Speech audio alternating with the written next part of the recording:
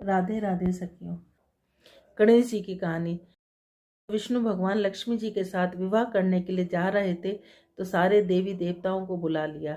सब देवी देवता कहने लगे कि गणेश जी को क्यों नहीं बुलाया। तो विष्णु भगवान जी बोले, दून दुलाली, सूंड सुंडाली, हाथी जैसा सूंड, मोटे मोटे कान, इसे साथ में ले जाकर क्या करेंगे। इसे तो घर की रखवाली के लिए छोड़ दो। बारात चली गई। इतने में नारद जी ने गणेश जी को भड़का दिया। आपको साथ ले जाने में से बारात बहुत बुरी लगी, इसलिए आपको यहाँ छोड़ दिया। इससे गणेश जी को बहुत गुस्सा आया और सारे चूहों को आज्ञा दे दी कि सारी जमीन खोखली कर दो। चूहों ने सारी जमीन खोखली कर दी, जिससे गणेश जी के रथ का पहिया धरती में धंस गया। सब पहिया निकालने लगे पर रथ का पहिया नहीं निकला। फिर किसान खाती को बुलाया और पहिए को हाथ लगाकर बोला कि बोलो गणेश जी महाराज की जय।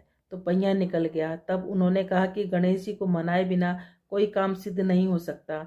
आप सबसे पहले गणेश जी का विवाह रिद्धि सिद्धि के साथ करो, बाद में विष्णु भगवान का विवाह लक्ष्मी जी के साथ करो। गणेश जी महाराज ने जैसे भगवान के कार्य सिद्ध किए वैसे हम सबके करें। बोलो गणेश जी महाराज की।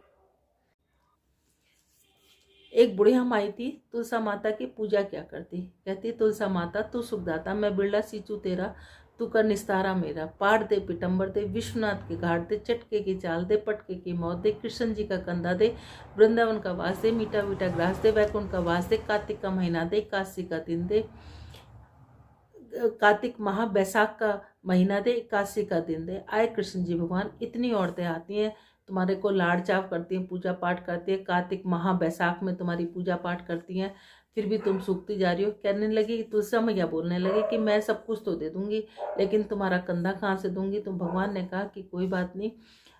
उन्होंने एक घंटी दे दी कि इसे बजा देना, मैं चलाऊंगा। एक दिन उसने सोचा घंटी बजा के देखो तो सही, कहीं आते कि नहीं आते कृष्ण जी भगवान। उन्होंने घंटी बजाई, आए कृष्ण जी भगवान, क्या बात है कि कुछ नहीं, कि कुछ तो बात है कि ऐसे ऐसे वो तुम्हारा कंधा मांगती है। कहने लगे कि ठीक है। अब एक दिन बुढ़िया माई तुलसा माता ने घंटी बजाई, सोचने लगी देखो कृष्ण जी भगवान आते कि नहीं आते। उन्होंने घंटी बजाई, कृष्ण जी भगवान आ गए। कहने लगी क्या बुढ़िया माई मर गई कि नहीं, मैं तो इसलिए आई हूँ कि तुम आते कि नहीं आते, मैंने घंटी इसलिए बजाई थी।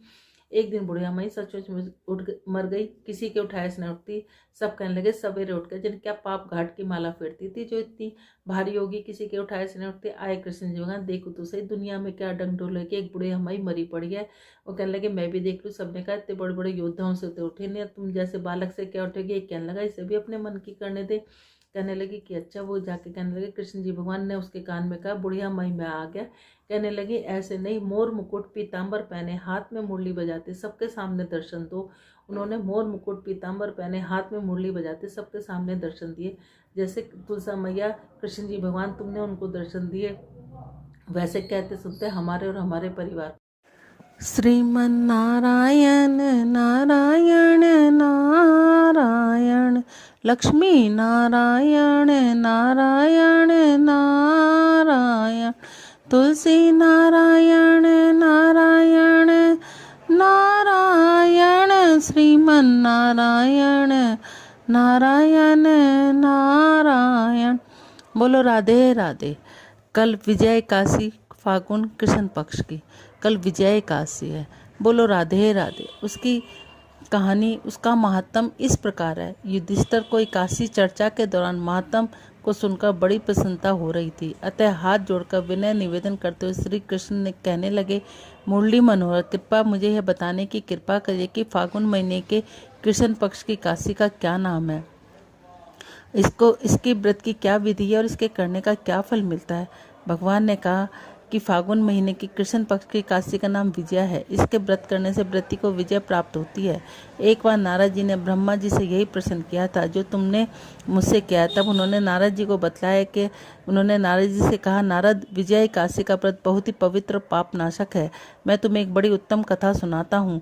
बहुत पुराने समय की बात है। भगवान श्री रामचंद्र जी 14 वर्ष के वनवास पर गए। वे सीता आदि लक्ष्मण के साथ पंचवटी में रहने लगे।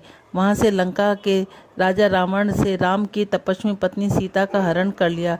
दुख से रामचंद्र जी व्याकुल हो उठे। वे सीता को खोजते हुए वन में घूमते हुए, इसी दौरान उनकी भेंट जटायु से हुई जो मरने ही वाले थे।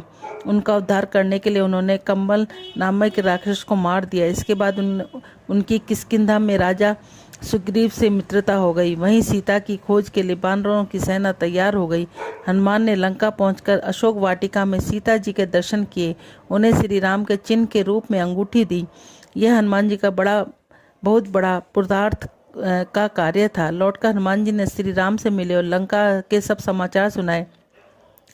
तब श्री राम ने सुग्रीव से विचार विमर्श करके लंका के लिए प्रस्थान किया। समुद्र के किनारे पहुंचकर उन्होंने लक्ष्मण से कहा, प्रिय लक्ष्मण, इस अथाह अनेक जीवों से युक्त समुद्र को कैसे पार करेंगे? लक्ष्मण ने उत्तर दिया, आदरणीय भ्राता श्री, आप पुरुषोत्तम आदि पुरुष हैं, आप सब कुछ जानते हैं। यहाँ तो केवल 2 कोस की दूरी पर द्वीप के अंदर बलमक नामक मुनि रहते हैं। उनके आश्रम पर जाकर उन्हीं से इसका समाधान करना ठीक होगा। लक्ष्मण की बात श्री राम को बहुत अच्छी लगी। वे महामुनि से मिलने गए। वहां जाकर उन्होंने मस्तक झुकाकर प्रणाम किया और मुनि उसे देखते ही पहचान गए कि ये तो भगवान श्री राम है। इन्होंने किसी कारण उस मनुष्य के रूप में अवतार लिया है। श्री राम के आने के बाद महर्षि बहुत प्रसन्न हुए। उन्होंने पूछा, श्री राम, आपका शुभ आगमन यहाँ कैसे हुआ है? श्री राम बोले, महर्षि, मैं अपनी सेना लेकर वहां आया हूँ। राक्षस सहित लंका पर विजय प्राप्त करना मेरा उद्देश्य है। कृपा कर आप मुझे ऐसा कोई विधि बतलाई जिससे समुद्र को पार किया जा सके। इसी इच्छा से मैं आपकी सेवा में प्रस्तुत हुआ हूँ। ऋषि ने उत्तर दिया, यदि पुरुषोत्तम श्री राम, आपको कौन क्या बता सकता है, फिर भी मैं आपको एक बहुत अच्छा व्रत बतलाता हूँ। उसे करने से आपके प्रत्येक क्षेत्र में अवश्य ही विजय प्राप्त होगी। श्री राम ने उत्सुकता पूर्वक कहा, बतलाइए। ऋषि बोले, वह कौन सा व्रत है जिसके करने से हर क्षेत्र में विजय मिलती है? महर्षि ने बताया, मर्यादा पुरुषोत्तम राम फागुन महीने के कृष्ण पक्ष की काशी, जिसका नाम विजय है, उसका व्रत करने से आप अवश्य ही समुद्र को पार कर लेंगे। युद्ध में भी आप विजयी होंगे।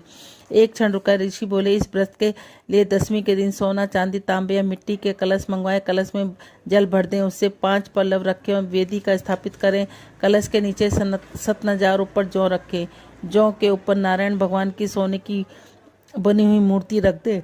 81 के दिन स्नान आदि कर्मों से निवृत्त धूप, दीप, नैवेद्य, नारियल आदि से भगवान की उस मूर्ति की पूजा करें। पूरा दिन भक्ति पूर्वक कलश के पास बैठे रहें। रात को भी उसी तरह बैठकर जागरण करें। द्वादशी के दिन नदी या जलाशय के किनारे पर स्नान करें। फिर वह उस कलश को ब्राह्मण को दान कर दें। यदि इस व्रत को आप सेनापति के साथ करेंगे तो वैसे ही आपको विजय का लाभ होगा। भगवान श्री राम ने मुनि के दिए हुए सारे निर्देशों के साथ विधि विधान से विजय 81 का व्रत किया। इसके पुण्य से फलस्वरूप उन्होंने दैत्यों को पराजित कर दिया। जो मनुष्य इस व्रत की पूरी विधि के साथ करेगा, उसको इस लोक और परलोक दोनों में विजय श्री की मिलेगी। ब्रह्मा जी के कथा अनुसार इस व्रत के महात्म को पढ़ने या सुनने से भी वाजपेयी का फल प्राप्त होता है। बोलो राधे राधे। श्री कृष्ण गोविंद हरे मुरारी, हे नाथ नारायण वासुदेवा। श्री कृष्ण गोविंद हरे मुरारी, हे नाथ नारायण वासुदेवा। हे नाथ नारायण वासुदेवा। बोलो राधे राधे। यदि आप सबको मेरा चैनल अच्छा लगता है तो इसको लाइक करें, सब्सक्राइब करें, शेयर करें। आइकॉन बटन को जरूर, बेल आइकॉन को जरूर दबाएं। बोलो राधे राधे। बुधवार के दिन आप लोगों को जो इतनी बड़ी शिव रात्रि आ रही है, उसके बारे में विधि विधान के साथ पूजा, व्रत, सब कुछ पता चल जाएगा। उसको भी जरूर आप लोग शेयर करें, लाइक करें, जरूर उसके लिए उसको सुने। बोलो राधे राधे।